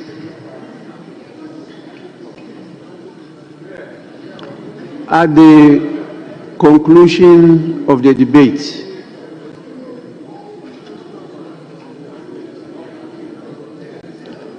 I put the question.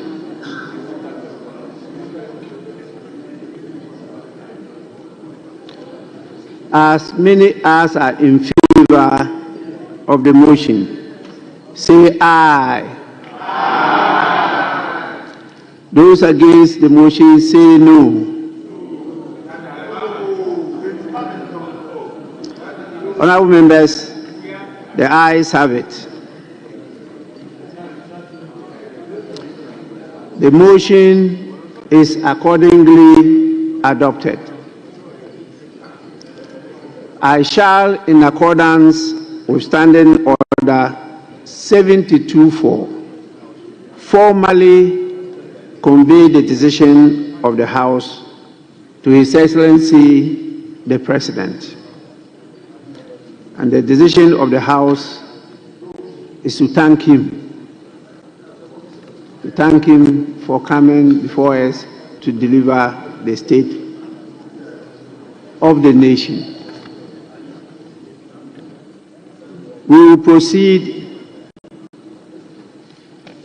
to one item we agreed upon to do, and that is look at the composition of our committees. But before I do that, I just received a communication from His Excellency the President, dated today, 7th March 2025, and it reads, Mr. Speaker, Minister responsible for national security.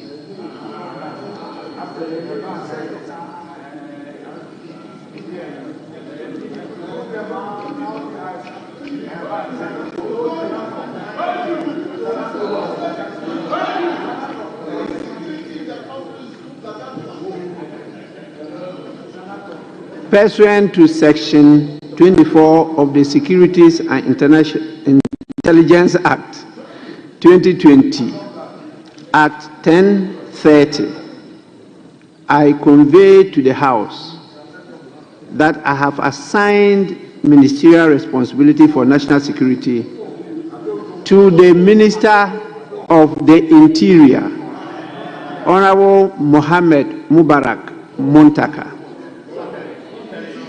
Accordingly,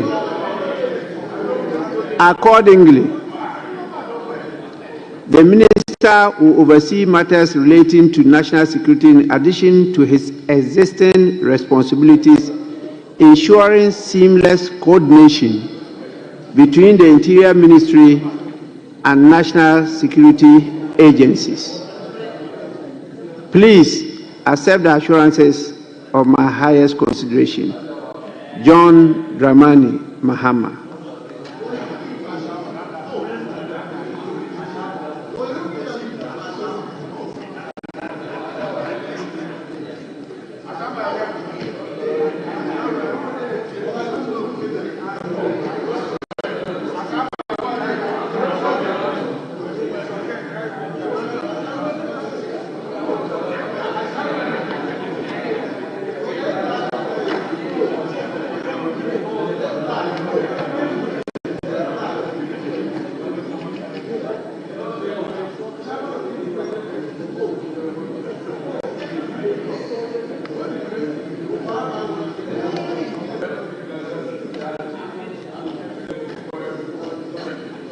Honorable members, I think this matter has been outstanding for some time, so I believe we can go straight to item 19, that's 19, at page 6 of the order paper, which is the motion that this Honorable House adopt the second report.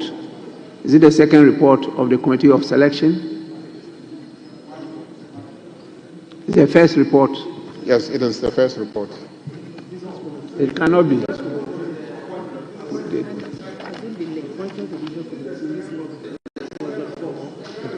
Okay. We did the first, which was the first three committees: Business Committee, the Committee of Selection itself, and the Appointments Committee. So this is the second report, and I'm informed it's been laid already.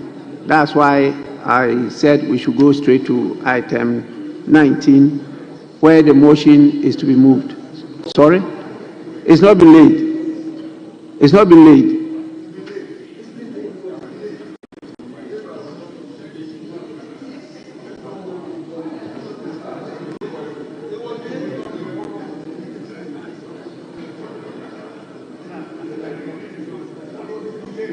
My advisors are not the members. It's the clerk at table. Yes, Majority Leader, you can guide, but you don't advise. Mr. Speaker, let's just lay it. Let's just lay it. Because the clerk at table says it's not been laid. So, please, then we will take. Second report of the Committee of Selection on the composition of other standing and select committees. Honorable members, that is item 10B. Item 10B has accordingly been laid and is for distribution to all members of Parliament. In that case, we'll have to take item 18. Okay, Mr. Speaker. Item 18, who deals with the procedural motion. Yes, Majority Leader.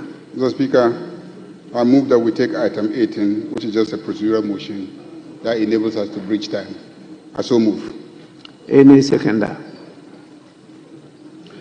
Right, Honorable Speaker, I duly second. Motion moved and seconded for the consideration of the House. Being a procedural motion, I put the question. Those in favor of suspension of standing orders, say aye. Aye. Those against, say no.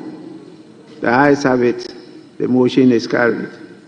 So we move to item 19, which deals with the substantive motion. I chair the committee and I have mandated and authorized the Majority Leader to move the motion for and on my behalf. Thank you very much, Mr. Speaker. Mr. Speaker, authorization having been given, I move that this House adopts the report, the second report of the Committee of Selection on the composition of standing and select committees. Mr. Speaker, I so move. Yes, any seconder? Mr. Speaker, I beg to second the motion, and in seconding it, I have a very simple prayer to make to all my colleagues that in this chamber, no committee is better than the other. A committee is as better as you make it look so. I shall invite you to one instance of Honorable Okudzeto Ablakwa. Mr. Speaker, Honorable Ablakwa assumed the chair of the Government Assurance Committee. Proud to that, Government Assurance Committee was seen generally as a Siberia committee with no work to be done. I was impressed as leader of government business the way Mr. Ablakwa took upon himself the responsibility of making that committee very active and attractive. No doubt that in this 9th Parliament, many people were even yearning for that committee. But I can even add a second, that many years ago, it took the industry of some great legislators to make the Public Account Committee a prominent committee, an active one and an attractive one.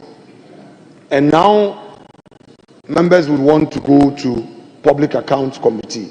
It's all because of how previous members made that committee very prominent. So, colleagues, I have been a first termer before. I've been a second termer. I've been a third termer.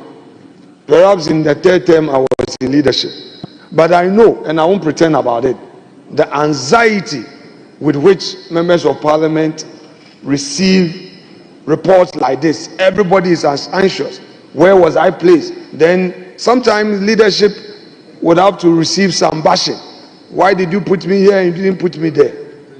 But wherever you are placed, especially those of you who are going to be leaders on committees. Ranking, deputy, chair, vice, sit together, look at your scope, and promise yourself that you will deliver. And I'm sure very soon people will be rushing for that committee. So, honorable colleagues, on seconding this is my piece of advice for all of us. Mr. Speaker, most humbly, I so second. Thank you.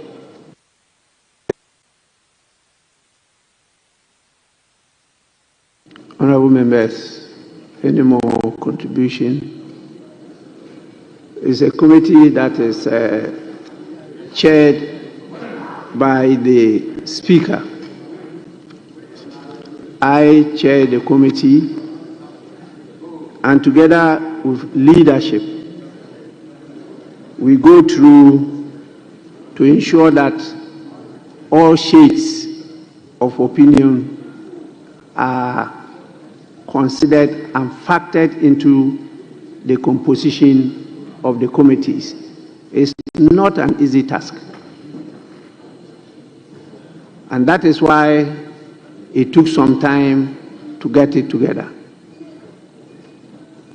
Honorable members, focus on the committees, because we budget for each and every committee.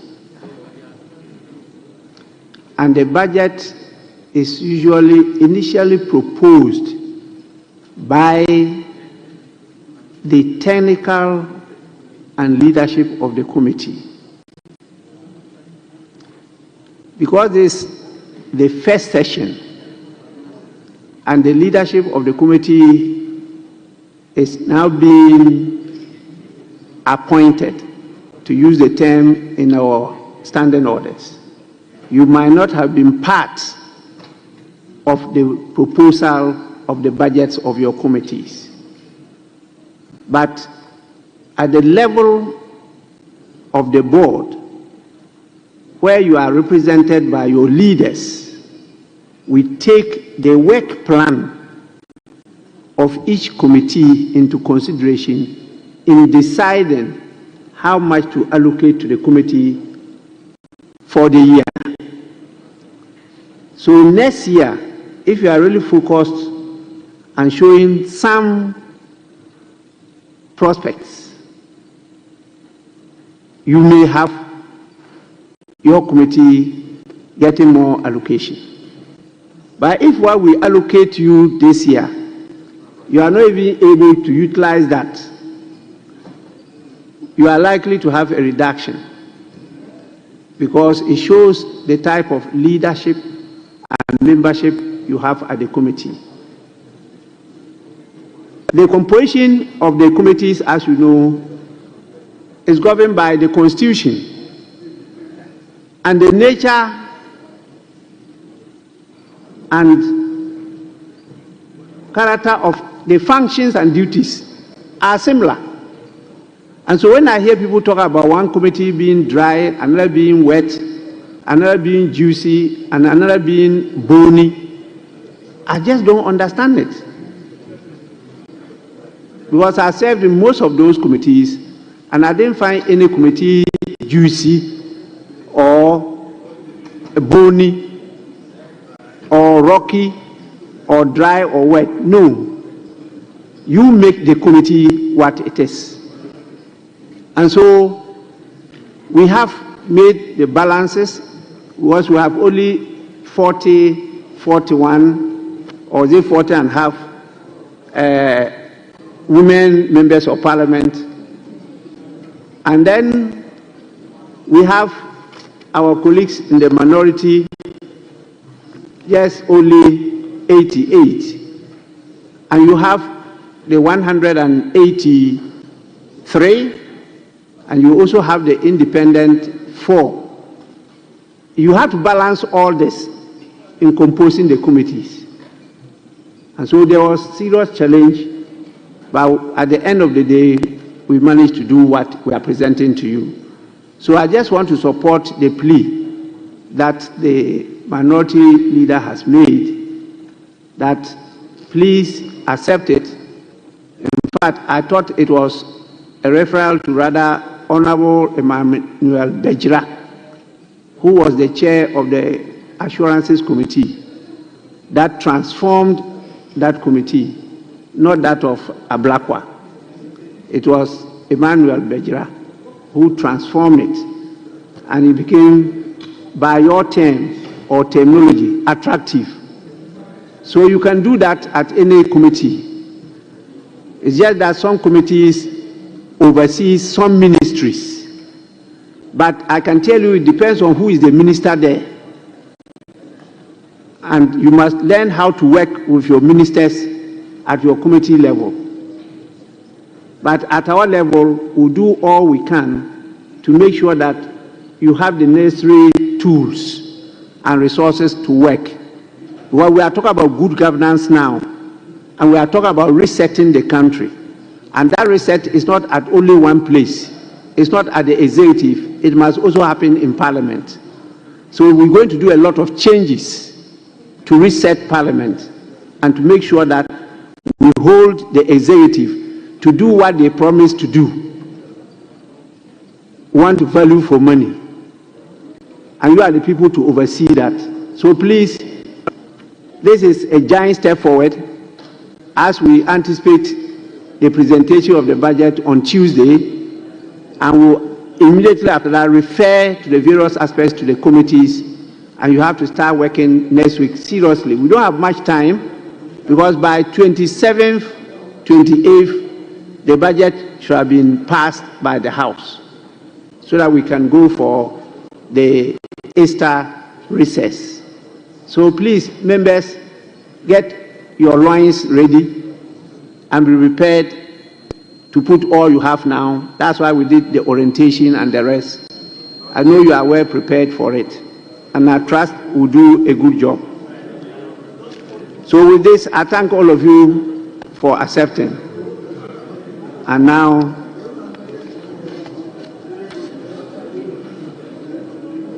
I put the question.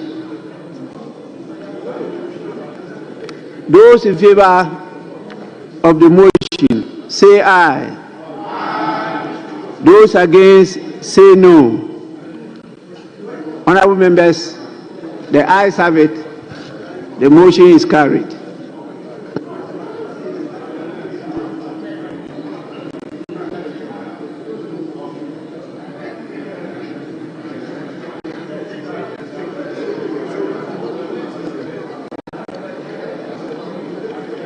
Honorable members,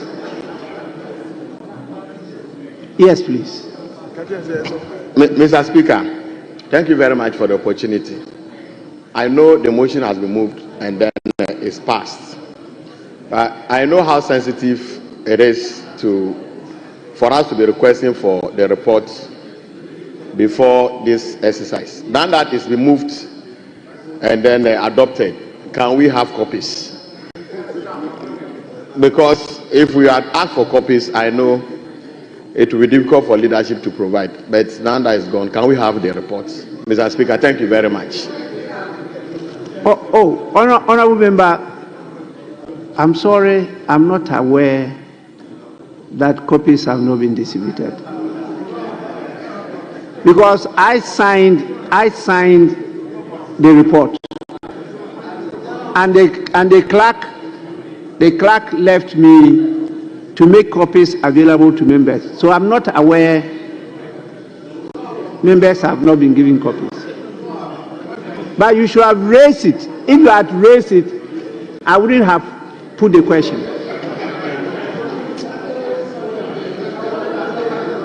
You were a former leader. You know these things. So please, Mr. Speaker. Honorable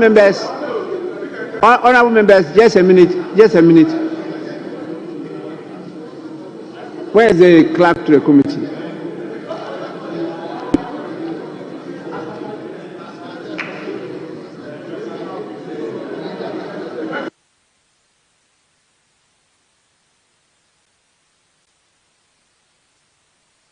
Speaker, I think it will be resolved if we can.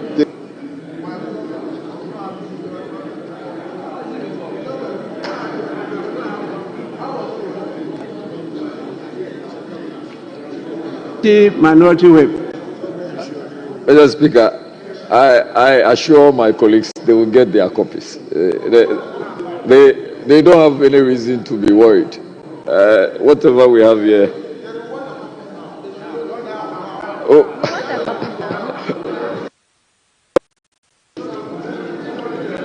Truly, honorable members, yes, were at the final meeting. The honorable minority leader was personally present. The honorable majority leader was present. Your chief whip had traveled. But the honorable former minister for youth and sports, Yusuf, I did ask him and he confirmed the authority in which he was there. Honorable member, can you confirm this? Mr. Speaker, yes, I can confirm that I had the blessings from my leadership that the committee meeting should be held, and what has been done is something that this side endorsed 100%. Yes. So the report, I've informed him. So thank you. Yes. Yes, any leader, just a minute. Let me listen to him. Yes.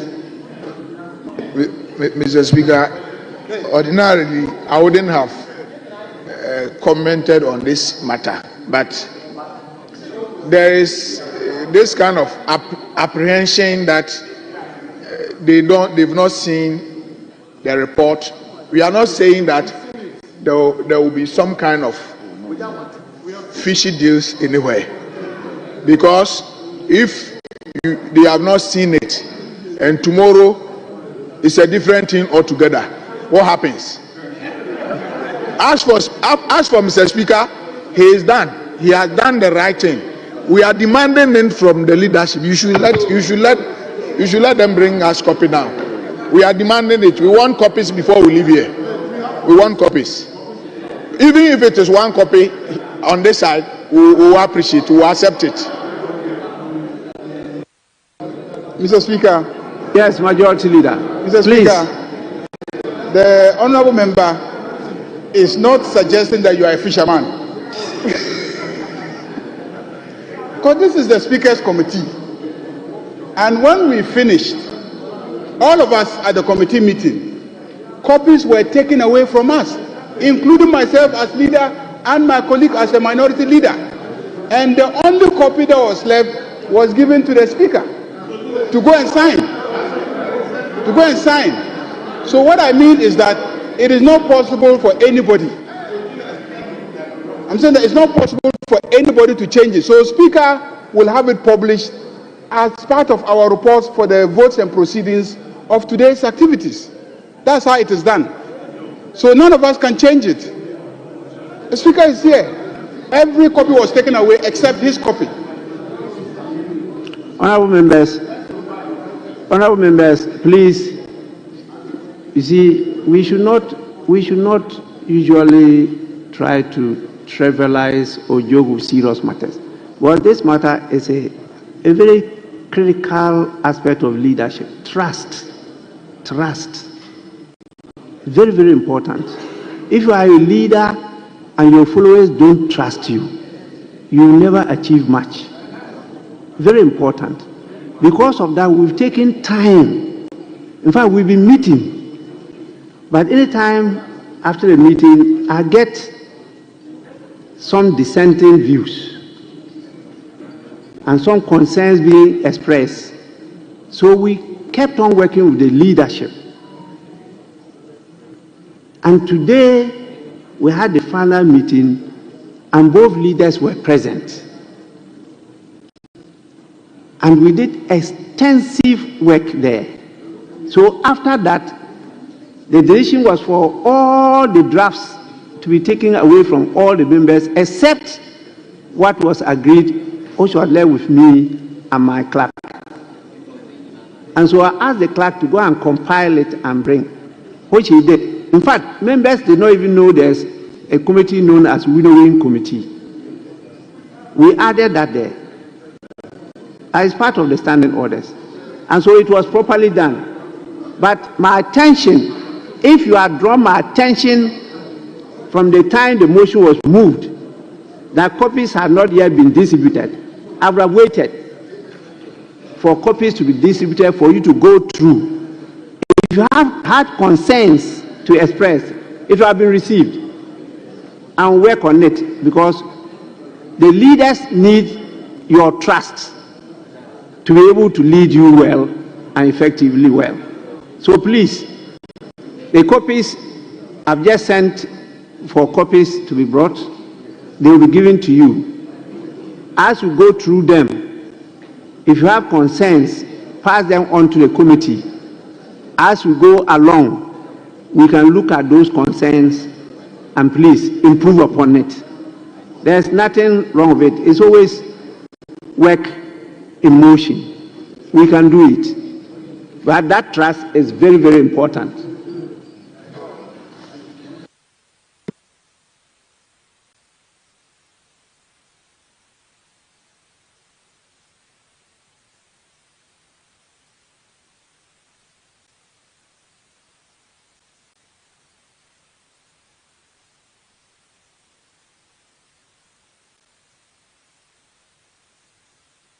Yes, Honorable. Mr. Speaker, I'm grateful. Mr. Speaker, I want to thank you for the advice and to also say that our colleagues should take this advice seriously. We have full trust in our leadership, and we believe that what has been approved, nothing, absolutely nothing, will be changed from that document. So if you don't trust your leadership, please, that should be your concern. Don't speak as if we at this side will share that with you. We have so much trust in our leadership, and so nobody to suggest that there's somebody somewhere who can change something, or there's a system somewhere that can change something. This house is a very serious house, and so we shouldn't think about some of these issues. This house is a house of records, and so whatever that has taken place here will remain in the records forever. So learn from that. Thank you, Mr. Speaker. I actually now, I don't know what you are now debating. I can allow the conversation, but it's now not a debate, because the question has been put and it's been adopted. But you want to converse, so I can allow that. Let me listen to your leader first before I come to you. Thank you very much, Right Honorable Chair. Right Honorable Chair, my friend on the other side just intimated the issue of trust. We raised the issue of procedure and not trust. We have more than an overwhelming trust in our leadership. Please let me make that point. And so we will not come and raise issues of trust. We do not distrust anyone.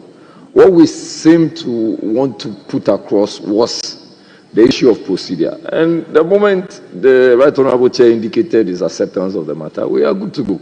So please, let's make this point very clear. Thank you. Yes, please. Thank you very much, Mr. Speaker. Mr. Speaker, this apprehension and indeed what looks like a tense moment here in this chamber is nothing but empathy from our side to some of our colleagues. On the other side, Mr. Speaker, Honorable Jasau and the rest of them. So, Mr. Speaker, we are doing this on their behalf. So please help us to help you. Thank you very much, Mr. Speaker. Sit down. Yes, Honorable Clement Apak. Grateful, right Honorable Speaker. Mr. Speaker, I don't believe anyone on this side has courted the sympathies of our colleagues on the other side. Do you fear them? Having said so, Mr. Speaker, let me emphasize again that as a member of the selection committee, I have been a witness to the processes. And indeed, I made a recommendation that all the copies that were given to us should be returned to the clerk. Mr. Speaker, knowing fully well the nature of the classroom, duly instructed the clerk to take every single draft copy. So there shouldn't be any fear that people who deserve to be on the committees for which they have been assigned would be there. So no fears. And please, we don't need your sympathies. I'm grateful, Mr. Speaker. Thank you so much. All right. Thank you. The last person. Yes, thank you very much, Right Honorable Speaker, because I think I brought this matter up. And Mr. Speaker, it's not about trust, to be honest. We sincerely trust Mr. Speaker because this is Mr. Speaker's committee. And we trust the leadership, both the majority and the minority leadership. We do trust them. But Mr. Speaker, the issue is that we are here and we've adopted a report. And if you live here and, Mr. Speaker, unfortunately they ask you which committee you belong to, and you yourself who adopted the report don't even know the committee you belong to, that would be unfair. That is why, Mr. Speaker, I requested for that report, so that at least by the time we leave here, members that are here, it's fair to know that you belong to this committee. It has nothing to do with trust issues. So, Mr. Speaker, thank you for indulging me. Thank you so much. Yes, actually, the procedure should have been followed properly. But as I said, the law will say that you sat on your rights. The time you should have raised the issue, you didn't. After we put the question and adopted the report, then you drew our attention that there was no report before you. So what were you voting for? So you acquiesced, but trying to bring back some suspicion and maybe some of you are not too sure whether you'll be put at where you want. Definitely, it's not that you get what you want. It's looking at the composition of the House and what we want to achieve in each committee. And so even though I didn't veto any of the proposals from the members, I thought that they did a good job because they looked at, in spite of the paucity of the numbers of our women, they tried to make sure that every committee we had some women there. And we didn't want to overload them and deny the gentlemen. And so it is well crafted. But as we go along, maybe some more names will come for some new appointments. There may be some shifts, and then we can improve upon it. My luck is that many of these gentlemen were my students. They were all following me. I didn't know they were having different colors. But with their experience, they can tell you that some offices are better than ministerial offices. So I understand. I didn't experience that, but here I am as speaker. No, it's a reference, not attack. Honorable members, may we now move on to the last. I think the last item is for us to call it a day. Is that the case, leadership? Yes, Mr. Speaker. In that sense, I proceed to put the question. Or you've done the 5 hours. If you've done the 5 hours, I proceed to adjourn. You've done the 5 hours. That is so, Ms. Right. So we are in your hands, Mr. Speaker. Honorable members. Yes. Yeah, Mr. Speaker, I was just confirming that we've done the 5 hours, so we are in your hands. Thank you. Honorable members, I proceed to adjourn the House to Tuesday at 10. Is it 10 or 9? Table, are we to come earlier than was the budget? at 10 in the forenoon. Honorable members, the House is accordingly adjourned.